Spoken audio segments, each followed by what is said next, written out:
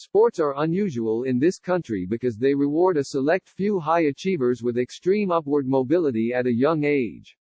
Scan the roster of your favorite pro team, and you will find somebody who was scrounging for meals as a teenager and in the top 0.01% of earners in their 20s. They have lived both the roughest and finest of American lives, and yet many of us tell them to stick to sports.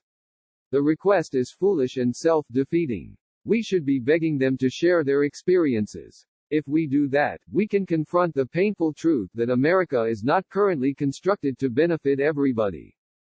The tragedy unfolding in Minneapolis this week is painful and heartbreaking, but it is not surprising.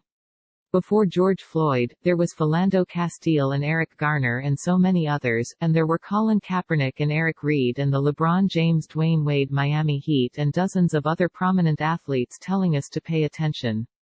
Many white people picked apart their methods instead of listening to their message, and please understand, every time you ask a black athlete to stick to sports, you are asking that athlete to be selfish. Shut up, do your job, count your money, be happy. Hey, it works for me. But it doesn't work for everybody. That's the point. It does not work for everyone. Police brutality is not the biggest killer of people of color, but it is a flashpoint partly because of the implication that the state exists, in part, to keep certain people down, and it will use extreme force to do so. If some of the people who are supposed to protect you attack you instead, what chance do you have? A segment of society that feels disconnected from the rest naturally will rebel, to be heard, and to gain what can't otherwise be gotten. Many of our best athletes understand this precisely because they have been on both sides of the economic divide. LeBron James, Kevin Durant, Lamar Jackson, Richard Sherman, they have seen talented friends stranded or killed. They have also seen mediocre people in power in sports, not because of any exceptional talent or drive but because their starting blocks were closer to the finish line. Perhaps the greatest perk of privilege is naivete, the ability to tell yourself racism is a thing of the past, that America rewards anybody who works for it, that everybody has a fair shot. Those are myths, but saying so out loud makes privileged people uncomfortable. That is why Kaepernick lost his career, not because NFL owners thought he was wrong, but because they decided his political views were bad for business. Kaepernick's views were bad for his business, too. He shared them anyway. From all indications, he would do it again, even though he still wants to play football. The cost was grossly unfair and also worth it. The President of the United States called Kaepernick a son of AB for what he did.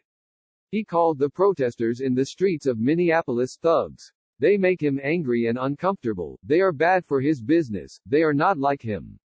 He would rather see them disappear than listen to them and try to understand their plight.